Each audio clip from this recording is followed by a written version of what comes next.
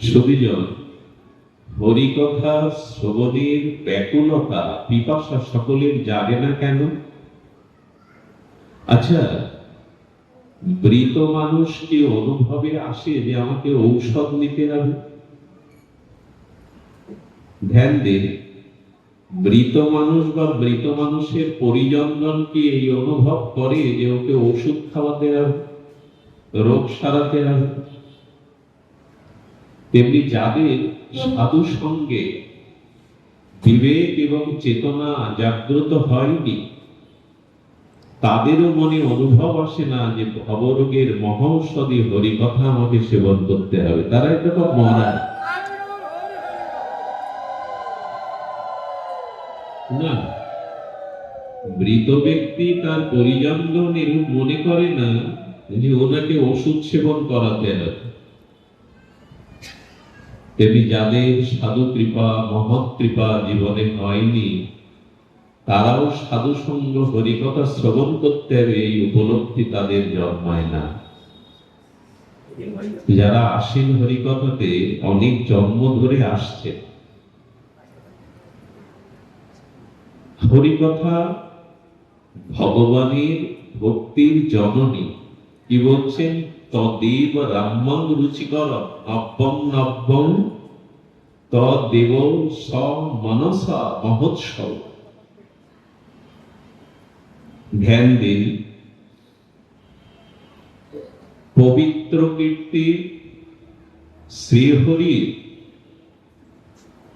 নব্য নবায়ন এই হরিকথা পরিকীর্তিত যদি হয়, হচ্ছে রথযাত্রা 9 দিন ব্যাপী ভাগবত কেন? শ্রীহরির নামরূপ লীলা কথা ভাগবত পাঠ কেন? বলেন শ্রী ভগবানের যশোগাথা পরিকীর্তিত যেখানে হয়, সেখানে কি হয়? সেই স্থানটি রমণীয় হয়। মানুষ একটু শান্তির জন্য, মানুষের হৃদয়ের জ্বালা জোড়াবার জন্য সারা পৃথিবী চষে বেড়াচ্ছে, কিন্তু জানা নাই প্রকৃত শান্তির স্থান কোথায়। পরিকীর্তিত শ্রী ভগবানের যশোগীত হরিকথা যেখানে কীর্তিত হয়, ওই স্থানটা রমণীয় হয়ে ওঠে। আর কি হয়? নব নব রূপে নব নব ভাবে আমাদের চিত্ত মন হারিনি, হরিকথা মনোহারিনি। আচ্ছা বলুন না, যারা এখানে শ্রদ্ধান্বিত হয়ে উৎপন্ন হয়ে হরিকথা শ্রবণ করছেন, আপনাদের মনটা হরিকথার উপরই এখন হরণ করে নিয়ে গেছে। সংসারের প্রতি নাই, বিষয়ের প্রতি নাই, এ সংসারের লাভ ক্ষতির দিকে আপনাদের মন এখন নাই। কারণ হরিকথা আমাদের মনোহারিণী, মনকে হরণ করে। গোবিন্দ শুধু ননিচোর না, মনোচোর বটে।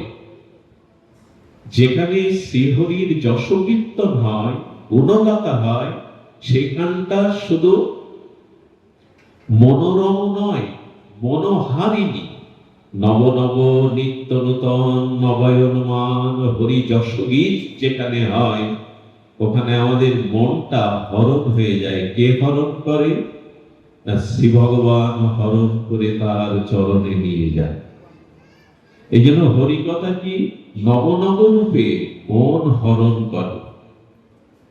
যারা হরিকথাতে শ্রদ্ধা, অনুরক্তি, অনুরাগ যাদের আছে, পিপাসা যাদের আছে, এখন তাদের মন মনে থাকবে না।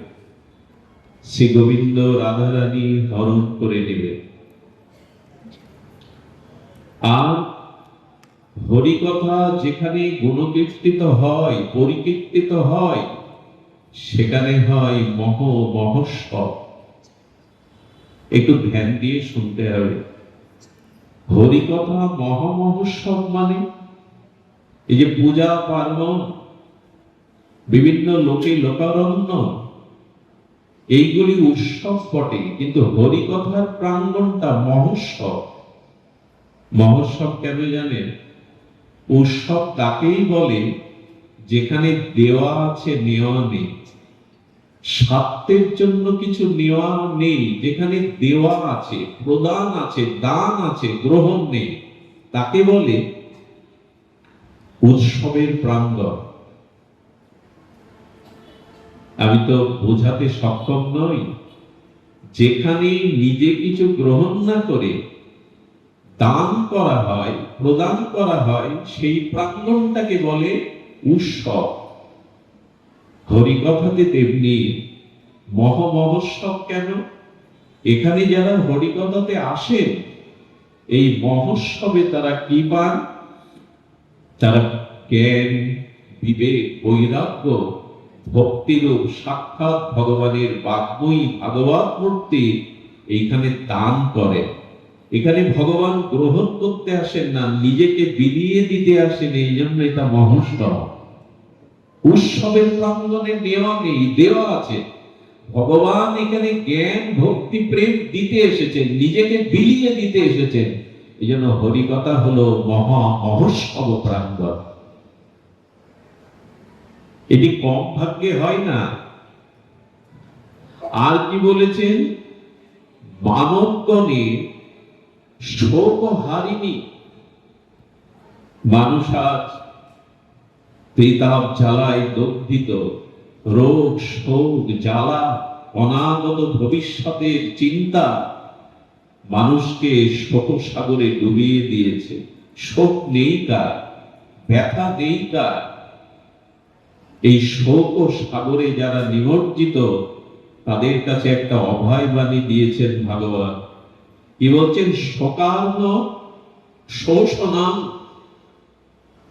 শোককে শোষণ করে নেয়, শোককে হরণ করে নেয় ভগবানের অসমাদ্য মাধুর্যময় হরিকথা। এখানে কিছুক্ষণ বসুন, মন প্রাণ হরিকথার মধ্যে দেন। এই জগতের কোন শোক আপনাকে এই মুহূর্তে স্পর্শ করবে না। সূর্য উদয় হলে অন্ধকার থাকে না, ভয় থাকে না। অন্ধকারেই তো ভয়। সূর্য উদয়ে তিমির অন্ধকার দূর হয়, ভয় ভীতি দূর হয়। যেখানে হরিকথা মহোৎসব, শ্রী হরির নাম রূপ লীলা কথা, সেখানে শোক হারিনি, শোক দূর হয়। পরীক্ষিত মহারাজ অভিশপ্ত, সপ্ত দিবসে তক্ষক দংশনে বিপ্র অভিশাপে তার মৃত্যু। এই রাজ মুকুট ত্যাগ করে, রাজ আবরণ ত্যাগ করে তিনি বৈরাগ্য মূর্তিতে গঙ্গা তীরে এসে বসেছেন। পরমহংস কুলতিলক আজন্ম ব্রহ্মচারী মায়া মুক্ত শ্রী সুখদেব ভগবান উপস্থিত। সুখদেব ভগবান বলছেন, রাজন, বিপ্র অভিশাপে আপনার মৃত্যুকে আমি এড়াতে পারবো না। এই ধ্রুব নিত্য শাশ্বত চিরন্তন মৃত্যু আপনাকে আমি এড়াতে পারবো না। তবে কেন এসেছেন? পরীক্ষা নিচ্ছেন শ্রোতার মানসিকতা কেমন। একটা কথা বলি, হরিকথা শুনলে শোক যায়, ত্রিতাপ যন্ত্রণা দ্রবীভূত হৃদয় শীতল হয়। আমাদের হয় না কেন? আরো একটি কথা, তীর্থযাত্রা, পূজা পরিক্রমা, একাদশী ব্রত, দিন দুঃখীদের প্রতি দয়া, এগুলি মানুষের জীবনে চিত্তবৃত্তি শুদ্ধ করে, পুণ্য অর্জন করে, কিন্তু স্বভাব সংশোধন হয় না। আজ পর্যন্ত অনেক ব্রত করেছি, অনেক তীর্থ থেকে তীর্থান্তরে পরিভ্রমণ করেছি, অনেক গঙ্গা যমুনায় ডুব দিয়েছি, কিন্তু স্বভাব সংশোধন হয়নি। তাই মা কথা বলো না, স্বভাব সংশোধন হয়নি। আমার কথার দিকে ধ্যান দিন। আমার কথা নয়, অমল পুরাণ সর্ববেদান্ত সার ভাগবত।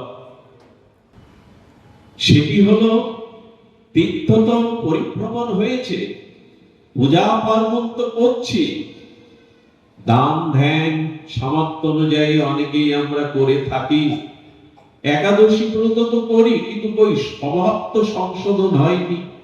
বললো হবেও না কোনো কাল। তবে এগুলি কেন?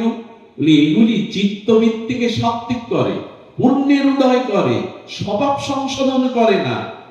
একমাত্র সাধুকে হরিকথাই হলো স্বভাব সংশোধনকারী। স্বভাব সংশোধন এটাই হয়। একবার দিও, বারবার দিতে হবে না, বারবার উলুধ্বনি দেবে না। কি হয়? হরিকথা স্বভাব সংশোধন হয়। পরীক্ষিত মহারাজ বললেন, হে ভগবান, হে পরমারাধ্য আতুল আতুল চরণ, আমি মৃত্যুকে এড়াবার জন্য আপনার চরণে এসে বসিনি, তবে কেন এসেছেন? বলেন, আপনার শ্রীমুখ নির্গলিত এই হরিকথা, হরি নামরূপ লীলা শ্রবণ করতে এসেছি। বলে, মৃত্যু তো এড়াতে পারবো না, হরিকথা শ্রবণ করলে তো মৃত্যু এড়াতে পারবো না, তবে কেন এসেছেন? বলে, এসেছি এই জন্য, এই মৃত্যুই যাতে আমার শেষ মৃত্যু হয়। এই হরিকথা শ্রবণ করে আর যেন মাতৃগর্ভে না আসতে হয়, আর যেন মৃত্যু আমাকে স্পর্শ না করে। আসেনি, পরীক্ষিত মহারাজ আসেনি। দুর্লভ গোবিন্দ চরণ পেয়ে গিয়েছিল এই হরিকথা মহোৎসব। এটি দান ধ্যানে হয় না, তীর্থ পরিক্রমায় হয় না, সৎকর্মে হয় না। সাধুমুখে ভগবানের মাধুর্যময় হরিকথাতে মৃত্যুকে এড়ানো যায়, আর মাতৃগর্ভে আসতে হয় না। এটি আমার কথা নয়, ভাগবত বলছে। সকাল নব শোষণান নির্ণম, আহা, এটি শোকহারিণী। আর কি বলছেন? শোককে অপসরণ করে নিয়ে যায়। শুধু কি তাই? বলতে বলতে বলেছেন, সান্ত্বনা বিধায়িনী। আহা, এই জগতে দুঃখের কথা যাকে তাকে বলতে যাবেন। আপনার দুঃখের কথা শুনে মুখটা কিছুটা ব্যথায় ব্যথিত ভাব দেখায়, কিন্তু দুঃখ দূর করতে এ সংসারে কেউ পারে না। বরঞ্চ দুঃখের কথা অন্যকে না বলাই ভালো, তারা সুযোগ খোঁজে।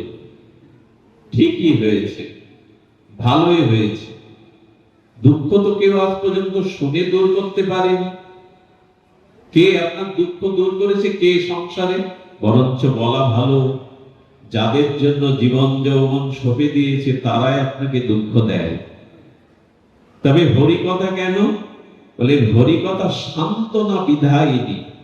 দুঃখকে দূর করে হৃদয়ে পরম সান্ত্বনা, ভরসা, আশা জাগায় এই হরিকথা। সান্ত্বনা বিধায়িনী। হরিকথাতে আমাদের চিত্তে সান্ত্বনা আছে। হরিকথা বিচিত্র শব্দ। ভগবান শ্রীকৃষ্ণ দাপরের লীলা সাঙ্গ করে তিনি নিত্য লীলায় গমন করছেন, অপ্রকট লীলায় গমন করছেন।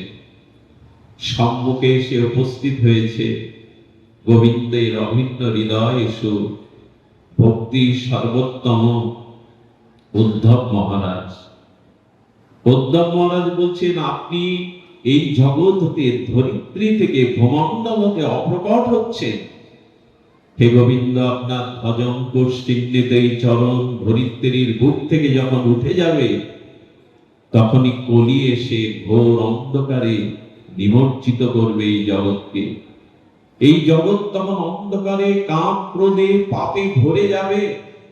তা আপনি এই কলিহত জীবের জন্য কি আশা, কি ভরসা রেখে যাচ্ছেন?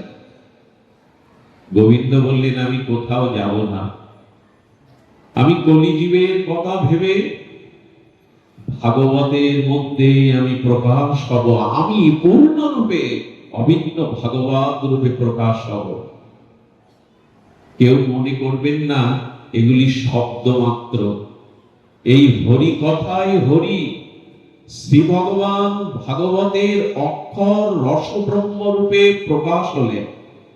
ভগবান কূর্ম অবতার হয়েছে, ভগবান বরাহ অবতার হয়েছে, তেমনি ভাগবতের রসময় অক্ষর রূপে ভগবানের প্রকাশ।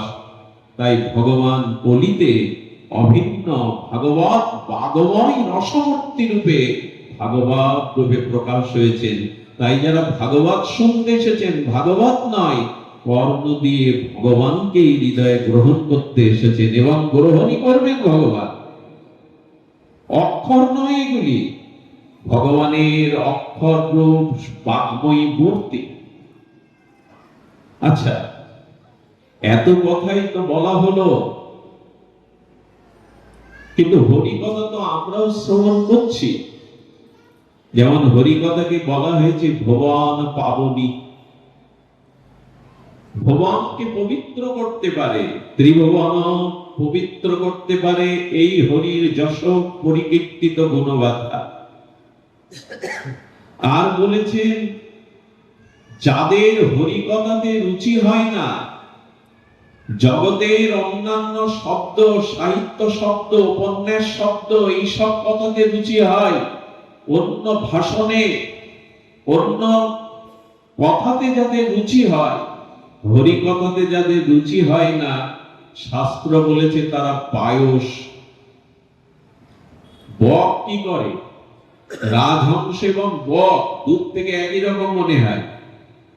রাজহংস তারা দুগ্ধকে পান করে, অমৃতকে তারা পান করে, আর বক ধ্যানমগ্ন হয়ে থাকে ওই মৎস্যকে, মাছকে আস্বাদন করার জন্য।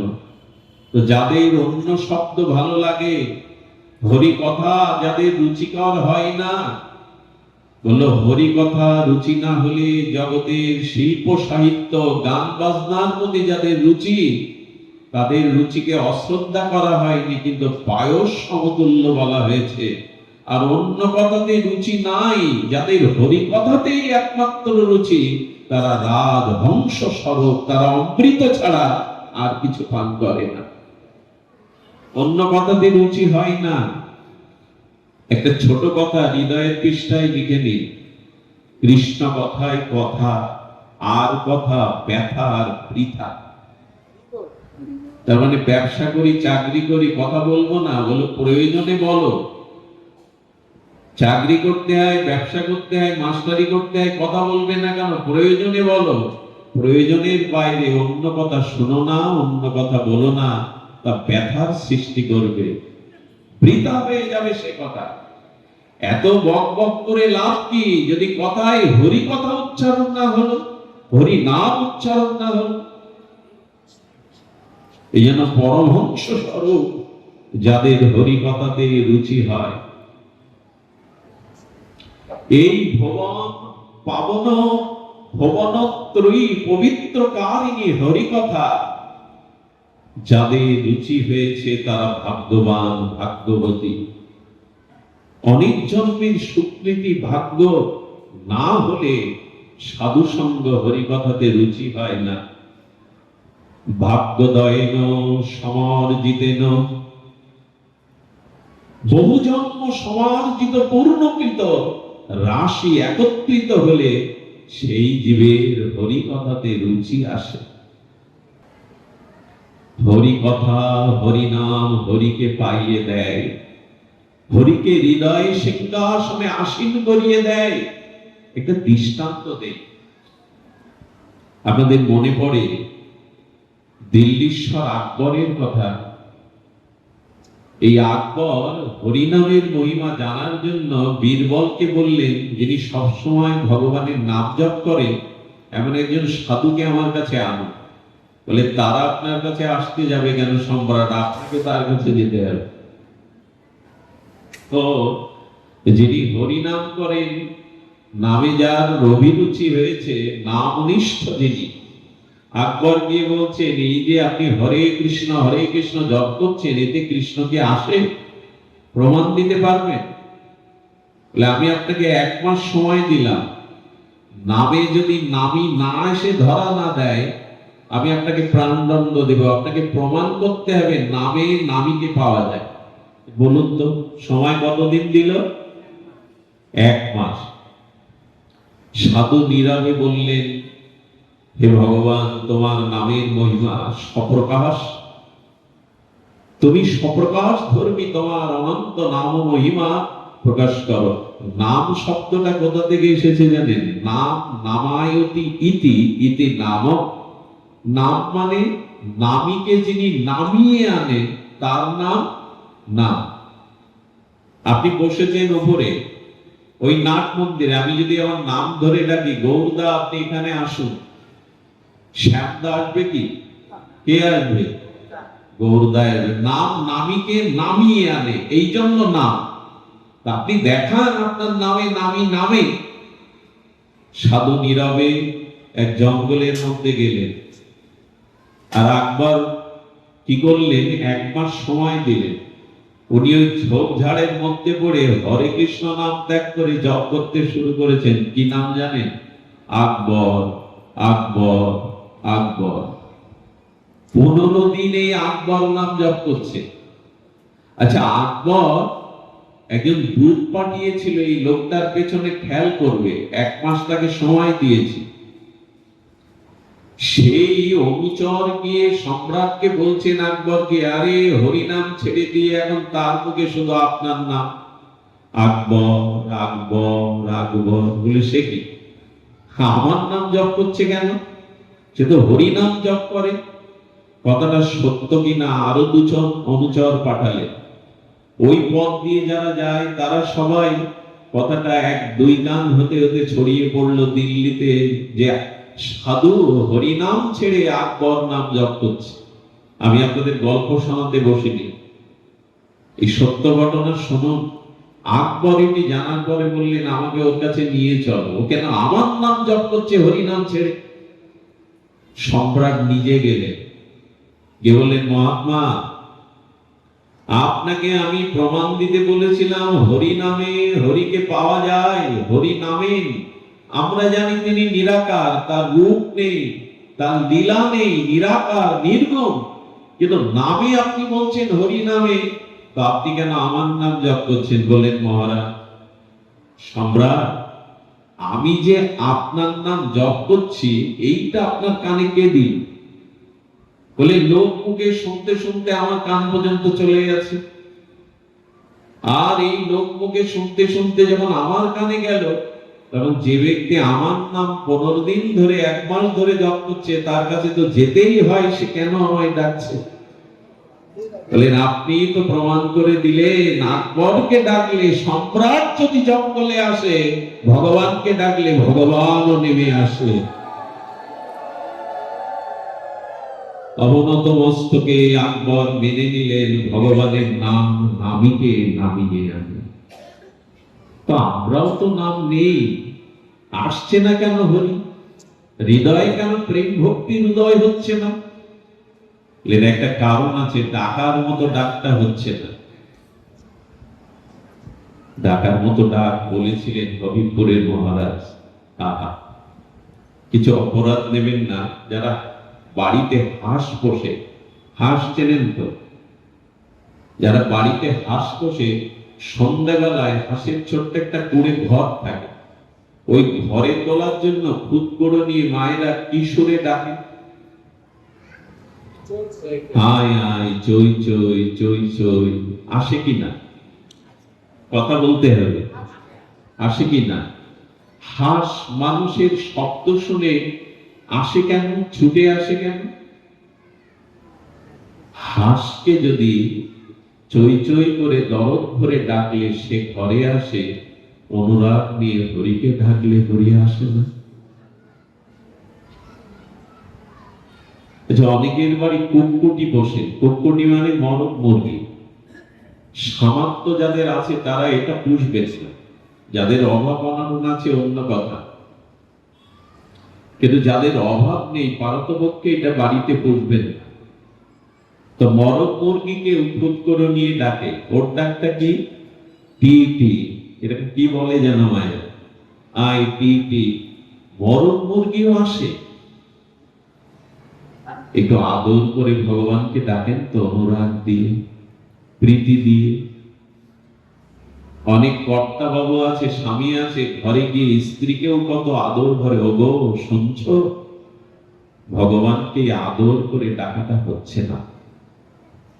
যেদিন অনুরাগ মিশিয়ে প্রীতি মিশিয়ে তাকে ডাকবেন, চই চই করলে যদি হাঁস মুরগি আসে, শ্রী ভগবানের নাম অনুরাগ সহ ডাকলে তিনি অবশ্যই আসবেন।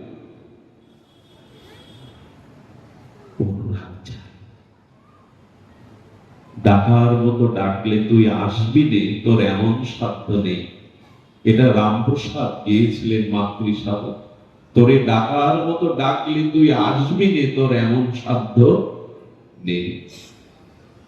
আমি মন্ত্রতন্ত্র কিছু জানি নে মা, জানি শুধু এই, তোকে ডাকার মতো ডাকলে তুই আসবি নে, তোর এমন সাধ্য নেই। এই জন্য হরিনাম হরি কথা প্রতিটি শ্লোকে অনন্তের অনন্ত গুণময় প্রেম রাশি কণিকায়ের মধ্যে সেই হরি কথাতে যাদের রুচি হয়, অনুরাগ হয়, হরি কথায় যাদের চোখে সজল হয়ে ওঠে প্রেমাস্ত্র, বাষ্প হয়ে ওঠে হৃদয়, যাদের পুলকিত হয়, তাদের হৃদয়ে হরি এসে আশ্রয় দেয়।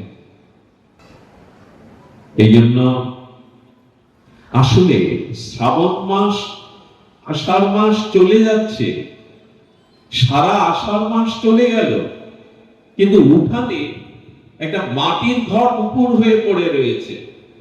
ঝড়ো ঝড়ো বরিশা ধারায় আষাঢ় গেল, শ্রাবণ গেল, কিন্তু ঘটের মধ্যে জল নেই। বোঝা যায় ঘটটা উপর হয়ে পড়ে আছে, মুখটা মাটিতে মিশে আছে। আষাঢ় শ্রাবণের ঝড়ো ঝড়ো বরিশা ধারা চলে গেল, ঘটের মধ্যে জল নেই। কখন জল পাবে জানেন? একটা ঝড় এলো, সেই ঝড়ের দ্বারা ঘরটা উল্টে মুখটা আকাশমুখী হয়ে গেল। তখনই তো ঝড়ো ঝড়ো বৃষ্টি এসে ঘরটাকে বাড়ি পরিপূর্ণ করবে। তেমনি আপনি আমি কৃষ্ণমুখী নই, কিন্তু এই সাধু সঙ্গের হরিকথার ঝড় যেদিন আপনার হৃদয়ে উঠবে, ওই হরিকথা শ্রবণ করতে করতে হরিমুখী হয়ে যাবে আপনার হৃদয়, ওখানেই প্রেম এসে বাড়বে। ঝড় চায়, সাধু সঙ্গের কৃপার ঝড়, ঘরটা উল্টে যাবে, মুখটা আকাশমুখী হবে, তখনই তো অনুরাগ প্রীতি ওখানে এসে ধরা দেবে। এই জন্য শাস্ত্র বলেছেন যে এই নাম জনগণের পাপ রাশিকে ভস্মীভূত করে হৃদয়ে প্রেম ভক্তি ভরিয়ে দিতে পারে। এই হরি কথা, হরি নাম বিশেষ প্রয়োজন। আপনারা অনেক ভাগ্যবান, অনেক ভাগ্যবতী যাদের হরি কথাতে রুচি হয়। একটা কথা বলি, খুব আবেগ আসে কথাটা বলতে গিয়ে। এই মুহূর্তে যারা মন প্রাণ অনুরাগ দিয়ে হরিকথা শুনছেন, এই আনন্দটিকে ভক্তের হৃদয়ে হরিকথার অমৃত আনন্দ, এই আনন্দটি এখন স্বর্গে তো নয়, বৈকুণ্ঠেও পাবেন না। এই বড় লোকে মাঝে মাঝে অমৃত লোক তৈরি হয়। জীবন যখন শুকায় যায়, করুণা ধারায় এসো। আমাদের জীবনটা শুষ্ক মরুময় হয়ে গেছে, মানসিক শান্তি নাই। এই করুণা ধারা সাধু সঙ্গ হরি কথাতেই আসে। আচ্ছা, সাধু সঙ্গ কি করতে পারে? কি করতে পারে জানেন? 10 তলাতে সিঁড়ি ভেঙে ওঠার ক্ষমতা সকলের নাই। আর যদি মানুষটা অসুস্থ থাকেন, 10 তলাতে তিনি ডাক্তার দেখাবার জন্য উঠতে পারবেন না। এই জন্য কর্তৃপক্ষ লিফটের ব্যবস্থা করে, করে কিনা? লিফটে উঠলেন তো আপনাকে 10 তলায় তুলে দিল। সাধু সঙ্গ হরিকথা হলো নিজের পরিশ্রম বাদে সেই ভগবানের মহত্ততম চরণে উঠবার, ওই প্রেম ভক্তির রাজ্যে উঠবার, এটাই লিফটের মতো কাজ করে। রামকৃষ্ণ দেব পরমহংস কুলতিলক কলকাতা মহানগরীর ভাগীরথীর মত পবিত্র গঙ্গা তীরে তিনি উদাস হয়ে আত্মচিন্তায় মগ্ন। পেছনে দাঁড়িয়ে আছে ভাবিকালের বিবেকানন্দ, সে সময়ের নরেন দত্ত।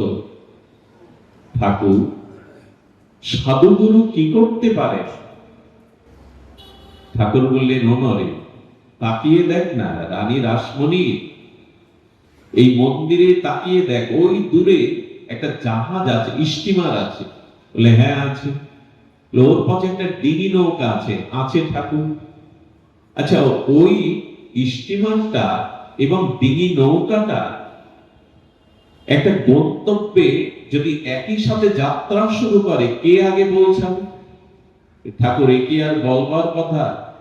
স্টিমারটাই তো ইঞ্জিন বাহী হয়ে আগেই চলে যাবে। কোথায় ডিঙি নৌকা, কোথায় স্টিমার?